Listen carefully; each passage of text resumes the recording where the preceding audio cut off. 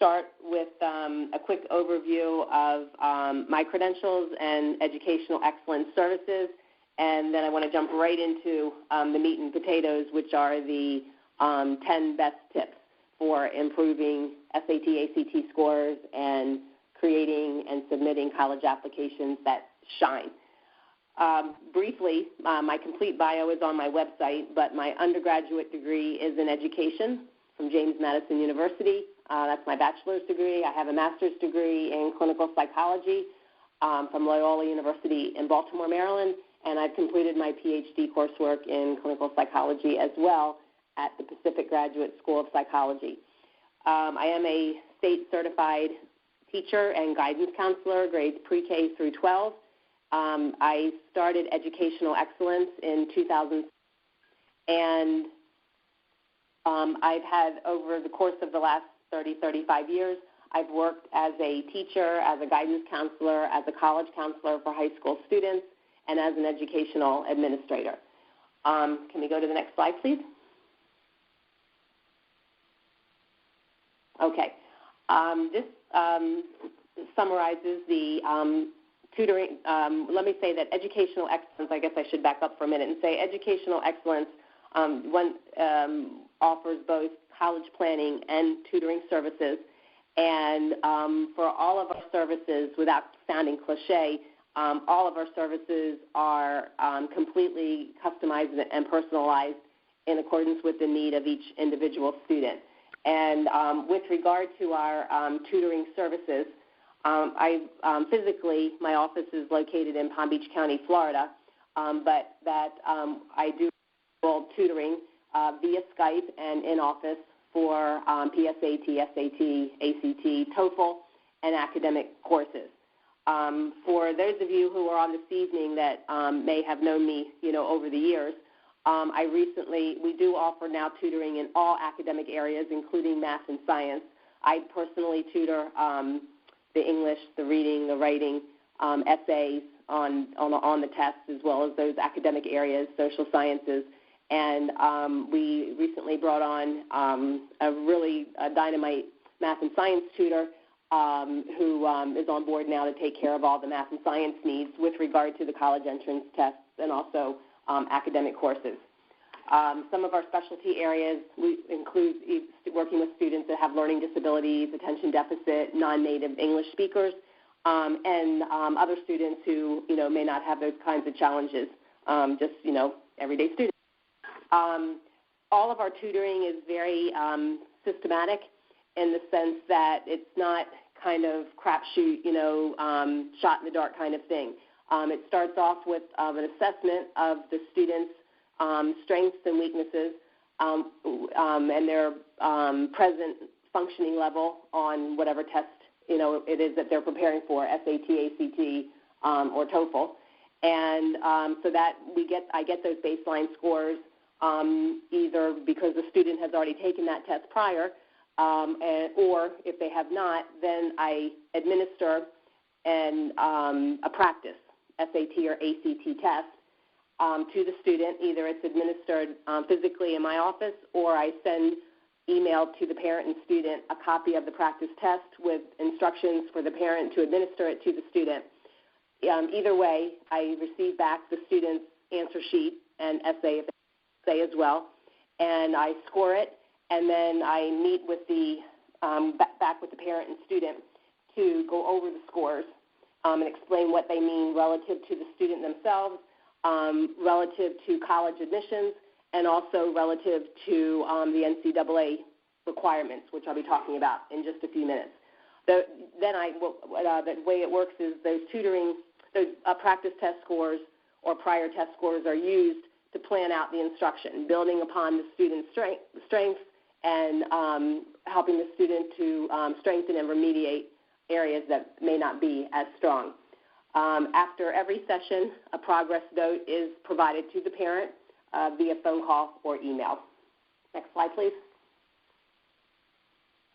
Okay, real quick, this PowerPoint presentation will be available to all of you after the session is over, but this is just to represent recent score increases from our students and you can see that SAT reading, we've had score increases ranging up to 140 points. We've had writing increases up to the same level.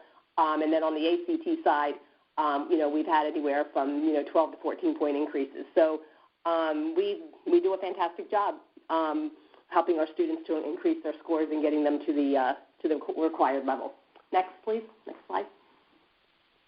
Okay, as Ed had started to allude to when he was speaking earlier, for those who are student athletes, the NCAA does require a certain minimum test score, SAT or ACT, in order to be able to play that level of sport in Division I or Division II. What you're looking at now is the slide that the NCAA uses for Division I. There's also, the way the sliding scale works is the higher your GPA, the lower the test score that's required, and the lower your GPA, conversely, the higher the test score that is required. On the left is the sliding scale for students who are enrolling in college or prior to August 1, 2016, and on the right is the sliding scale for those who will be enrolling for the first time in August 1, 2016. Okay, next slide, please. Okay, for Division II, the prior slides were for Division I. For Division II, right now, for students who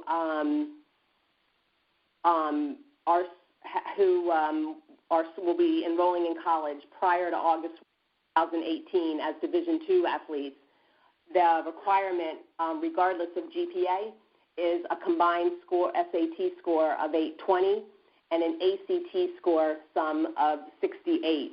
Now, let me explain a couple of a little bit of terminology work just so that you can better follow what I'm talking about. A couple things.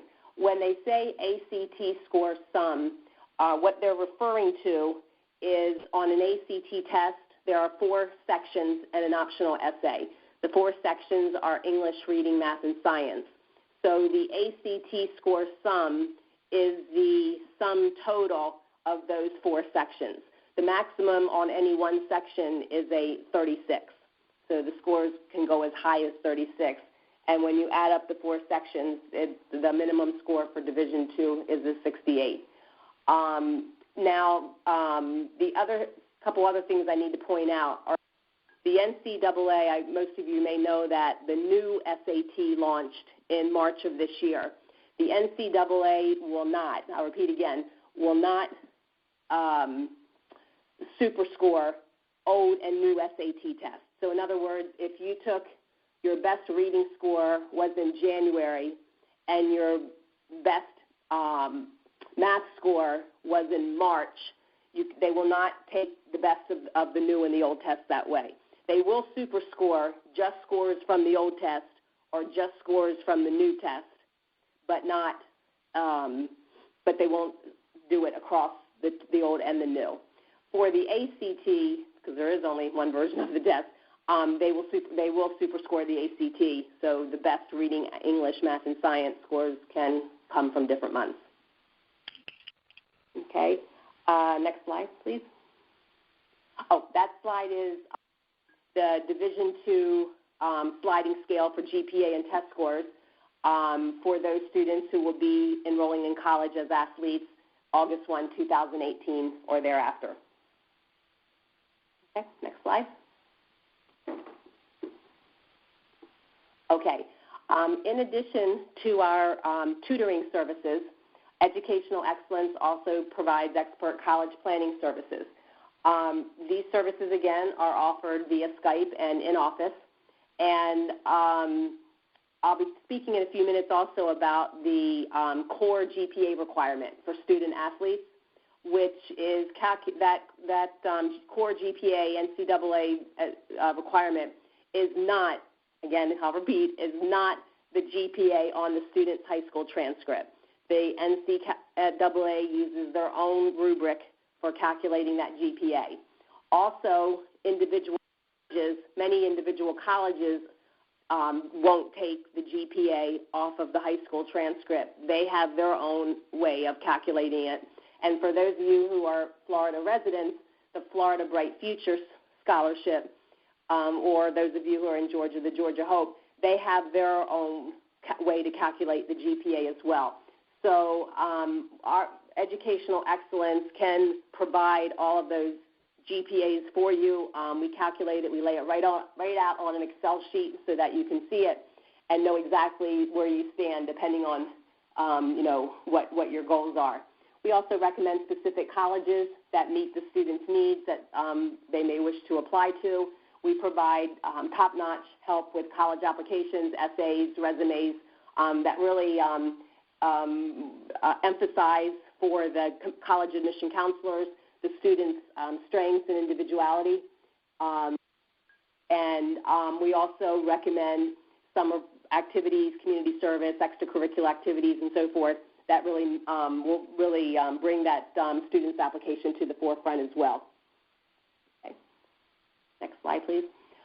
Okay. As I was just speaking to, the NCAA, they calculate the GPA differently than that GPA on the high school transcript.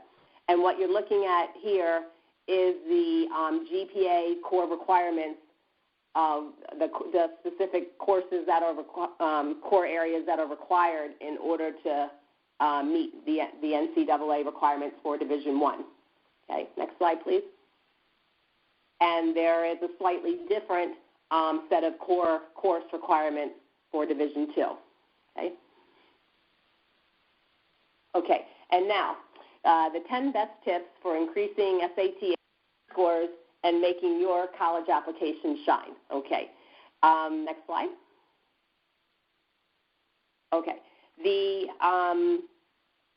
first off, as Ed was mentioning on the athletic side, definitely on the college application and tutoring side as well, one of the most important things to remember is to get an early start. There's, as you can see on the slide, there's just many areas of concern when planning for college and planning for eventually being able to attend and afford the college of your choice. And so that's why an early start is essential. It all actually, there's implications in ninth grade for where students will attend college after high school graduation. There's even implications in middle school because many middle schools offer high school coursework for middle school students, and there's some implications for those grades as well. So first and foremost is to definitely get that early start. Next slide, please. The second tip, oftentimes students and parents will ask, should I take the SAT or the ACT or both? And my approach to life tends to be very pragmatic. And my philosophy on this is that, with the purpose of taking the test is to get earn the required score for Division I or Division II, or if you're not a student athlete, for admission to college. So that whatever, range of test scores the college requires. So my feeling is to look for the shortest way to get from point A, which is preparing to take the test, to point B. You need to get that particular or range of scores. So that's what I mean by efficiency. Think about it in those terms. What's the easiest, most effective, and efficient way I can get from point A to point B? Some of that depends on the academic side. Some of it depends on, this academically which tests the student can best prepare for, or maybe it's both equally. But that's why a big part of our tutoring program at Educational Excellence depends upon, again, being very methodical in terms of knowing this is where the student is now at the time that they begin tutoring with us. This is where we need for them to be at the end of tutoring, and based on their profile when they come in, their strengths and weaknesses, their academic background, and so forth, this is what we need to do to get them to that level. So we at Educational Excellence ascribe to that efficiency philosophy as well. It may be that either SAT or ACT, will be appropriate under those terms for the student. It may be that, both tests, a student may perform equally well on both tests and be able to, prepare for both. Then after that, what goes along with that, we don't want to be just, operational and numerical about this, but the student may have their own personal preference and comfort level for which test they take, and we take that into consideration as well. Next slide, please. Okay. The third tip is on the old SAT test, there was a penalty for incorrect answers. There was a subtraction of 1/4 of a point for every incorrect answer. And if you omitted a question, there was no penalty. You didn't gain anything. You didn't gain any point. You didn't lose any point. On the new SAT, there is no penalty for incorrect responses. There also, on the ACT, there is no penalty for incorrect responses. Therefore, it's in the student's best interest to answer every question on the test, whether it be the new SAT, the new PSAT, the ACT, even if you have to random guess. Because if you random guess and you get it correct, well, hey, you just got yourself another point. If it's incorrect, you haven't lost anything. Okay, next slide.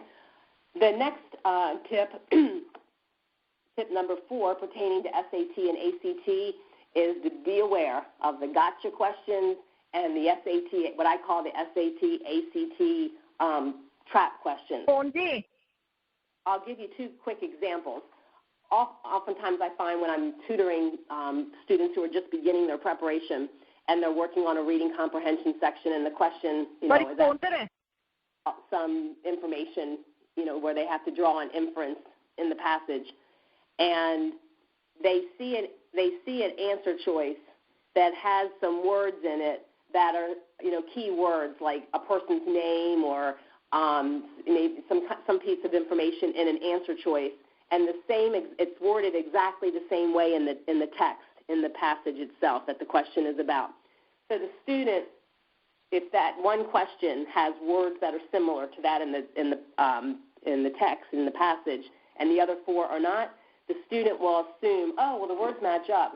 The words in the answer choice, it says it right here, the same thing. So because it's worded the same, they think that's, the correct answer. But ACT and SAT oftentimes will put those kinds of questions, and answer choices in there just to see if the student really comprehends what they're reading, or are they just doing a matching, kind of process. So be aware. Another example of this trap kind of question are main idea questions. What's the main idea of the passage, or the main idea or the main function of a paragraph? And oftentimes at lower school level, like elementary school level, students are taught, well, just quickly find the main idea, read the first and the last sentence of the paragraph or the passage. Well, at a higher reading level that SAT or ACT requires, oftentimes the first and last sentence will not be the main idea, that there's a bigger message that's being communicated throughout the passage, or maybe some sort of literary device is being used to communicate it, sarcasm or humor or something. So, again, on the SAT and ACT, just know that oftentimes main idea questions, you can't just depend on the first and the last sentence, because if you do, you may fall into, again, one of those SAT, ACT traps. And I got your questions. Okay, next slide. Tip number 5 is one that I actually developed myself, and I have found it to be foolproof, and that is what I call, and my students know as, the 3-point rule that works for every SAT writing and ACT question. And the 3 points are, first, eliminate all grammatically incorrect answer choices. Get rid of those. 2, eliminate all answer choices that do not fit with the meaning and logic of the text surrounding the part of speech being referenced in the paragraph, or meaning the underlined portion in the text. And so eliminate all of those. At that point, you really probably might have 1 or 2, maybe 3 at the most, answer choices left. And then out of those 1 or 2, or maybe 3, choose the response that is most consistent with the style and tone of the surrounding text And then if at that point you still have more than one possible answer choice, go with the one that is most concise. If you follow those 3 steps, you should be able to get virtually every question correct on the SAT writing and ACT English sections. Okay, next slide. Those were some of the 5 most important tips with regard to SAT and ACT tips. And now I'm going to go over the 5 most important tips for college applications. Okay, the first is triple check at minimum spelling and grammar errors throughout the application and the essay. And I know our students are, that have grown up in the technology era where, it's okay to text and send emails without capital letters and proper punctuation and so forth. That's not acceptable on college applications. So be sure to, check spelling more thoroughly, have more than one person double check. And then secondly is when you're writing your essays, be sure to put it, if you're going to reference the name of the university, be sure you're putting in the correct name. University of Florida doesn't sit well with them when the student writes in their essay how they long to attend Florida State University. Doesn't take them very far. So again, be really sure to read it to prove carefully and be sure you have the correct name of the university if you're going to reference that in your essays. Okay, next. On the subject of essays is tip number 7, which pertains to college essay themes. And what I tell my students, one very good tip is that oftentimes they can't see the forest for the trees, in the sense that everyday occurrences can make for some of the most compelling essays when the focus is on the why. And I'll give you one quick example. One of my students recently attended a science fair quite far from his hometown in a different part of the country. And he was telling me while he was at the fair, he had a room with a student that he never knew before. And the student turned out to be quite different than my student himself. The student, he was just kind of eccentric. He kind of dressed kind of funky. He had a funky hat that he wore. He had long hair halfway down his back. He didn't bathe very often. And his science project was growing mushrooms from sawdust. So he's one of these kind of laid-back kids. And, I'm sure he was, to get to that level of science fair competition was a good student. But it was a very different kind of peer than my student had been, typically associated with. So, he rather than, taking a negative attitude about the whole situation, he, used it to his best advantage, and he, accepted the student for, who he is. And so I said to the student, I said, that could make for a very interesting college essay topic. I said, but why? What's underneath all of that? What is it about you that made you take that kind of, attitude, as opposed to another student who may not have, been as positive about the whole situation? And we got into some discussion about, that his parents had always taught him to respect individual differences. And this was a student, actually, who is a Hindu student who came with his parents to the U.S. When he was very young. And, he had a lot of difficulty and a lot of challenges being able to make his transition to the U.S. And, kids used to make fun of him when he first moved. So I'm just using an example to explain how you don't have to solve, world peace in order to write about something important in your life and make a really strong statement about yourself to the college admission counselor with the essay. So I think, again, everybody, students and anyone tends to take, daily life as it is and not think about, why am I, why did I behave that way, or why do I think that way? And if you take that approach, you can really write some really dynamite essays, very animated, that really draw in the admission counselor, and at the same time really let them know something about you that they would not know from any other part of the application. Okay, next slide, please. Okay, and with regard to college applications, not always, but frequently, colleges will require letters of recommendation from teachers or give students the option to submit them.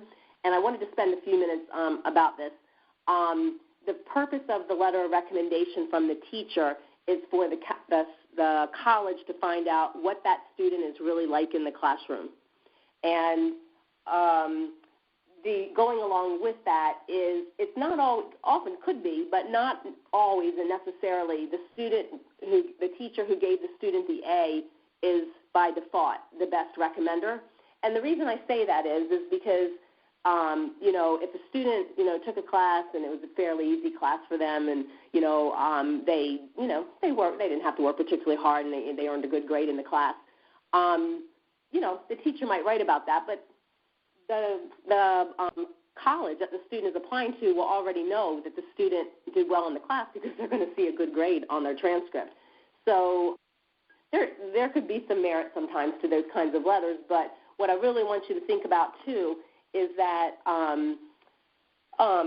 that sometimes classes where students have overcome challenges, oftentimes letters from those teachers can be really meaningful for the college admission counselor because, the counselor, when the counselor reviews the student's application, it's like the student, at start is like a stranger to them. They don't know anything about that student.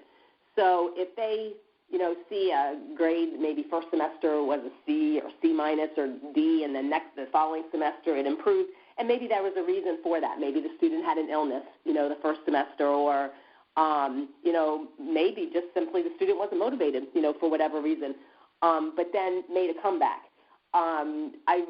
Oftentimes those letters can be really powerful with regard to admissions. Then the last bullet, or the last item that I wanted to mention about teacher recommendation letters is that what the colleges don't want to see, do not want to see, is a letter from a teacher that simply cites the student's resume back. The college will already know about the student's activities and achievements, either because, they will be on the college application itself, and oftentimes colleges will allow students to submit resumes. So if the teacher asks to see the student's resume, they say, in order to write your letter, could you please give me your resume? That may not be necessarily the best person to write the letter because, again, what the colleges want to know from those letters is what is the student like in the classroom, not a laundry list of activities, that the student has been involved in throughout high school. Okay, next slide, please.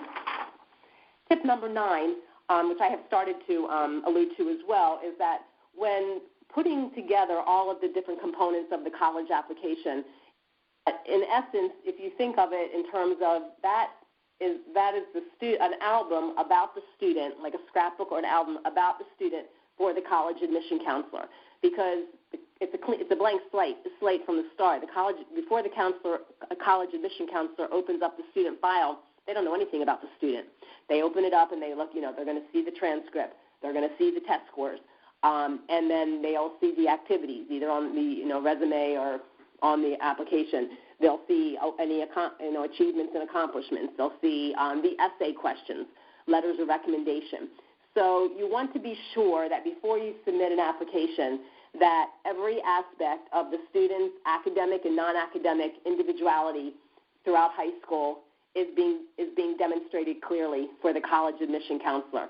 Now, I mentioned throughout high school because I know there's a lot of, most moms and dads are very proud of their students from elementary school all the way through high school. But unless there's something really, really extraordinary that happened in elementary school or middle school, the colleges really frown on hearing about how you won, student of the week in the 6th grade or something. So the emphasis is really to be on your performance academically and non-academically throughout high school.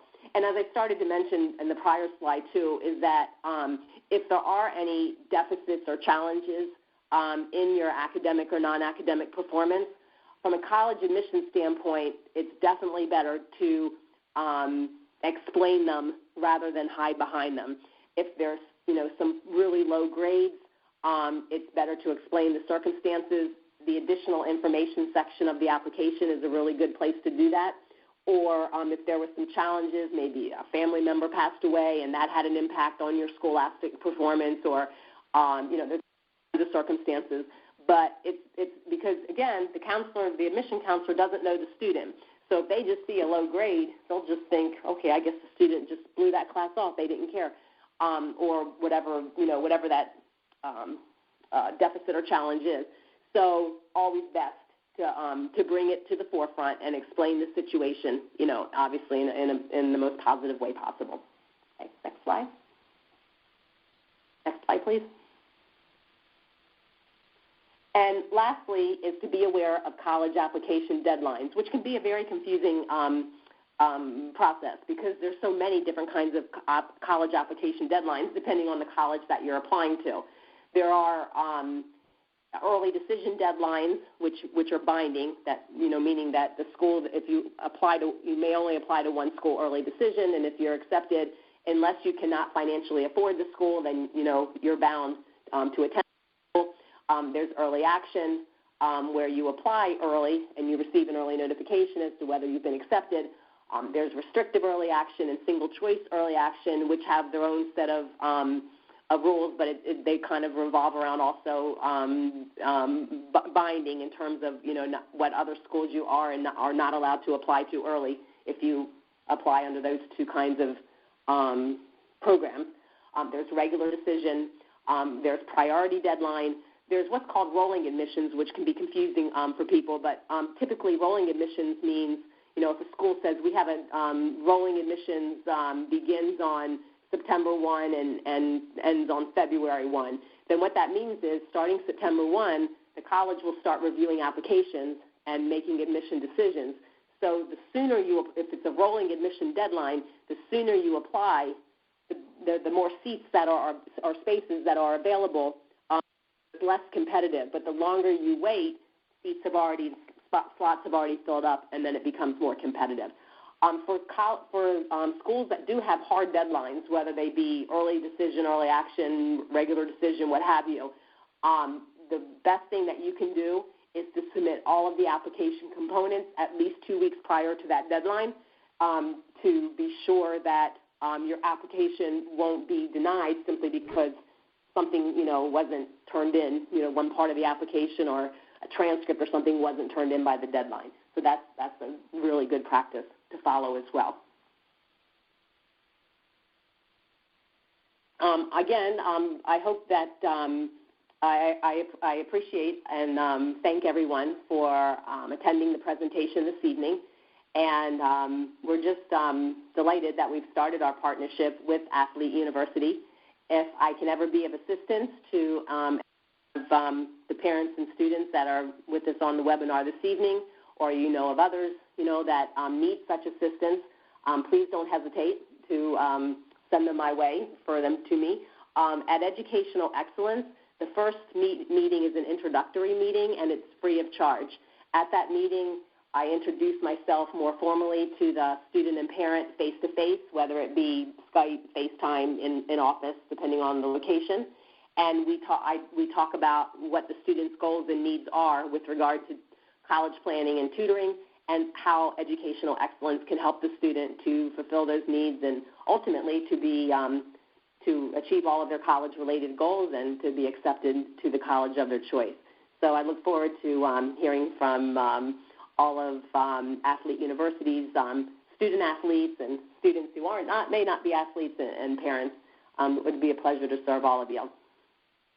Ed, anything else that you want to... Great job, Nancy. That was the first time I was seeing those tips, and I think a lot of people on the phone are realizing that, this stuff can be way over their head as far as the process goes, and you really did a good job pointing that out, that it's pretty complex what needs to take place.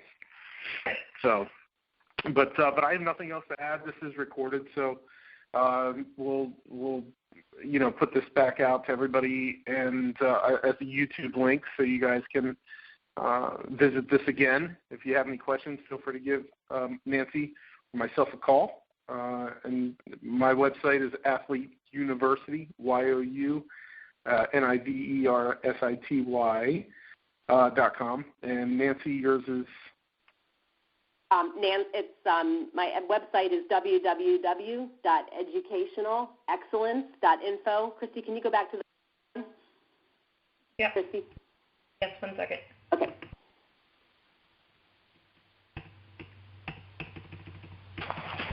There we go. My mobile is listed there. We'll leave that up for a minute. My email and my website, so feel free to reach out. I should also add that I serve students locally in South Florida, but also students across the U.S. and also students on an international basis. So I have a very flexible schedule that includes all of the different time zones that my students live in. So I'm available in here and ready to meet all of your needs and answer all of your questions. Great. Good deal. I don't Alrighty. think we're going to open it up for... I wanted to, Ed, to thank you very much for all of your support with the webinar this evening and all of your technical help. And Christy, my assistant, has been marvelous in making the presentation possible as well. So I hope it's helpful for all of our listeners, and look forward to hopefully talking to them again soon. Have a good night. Great. Good night. Thanks, Bye-bye. guys.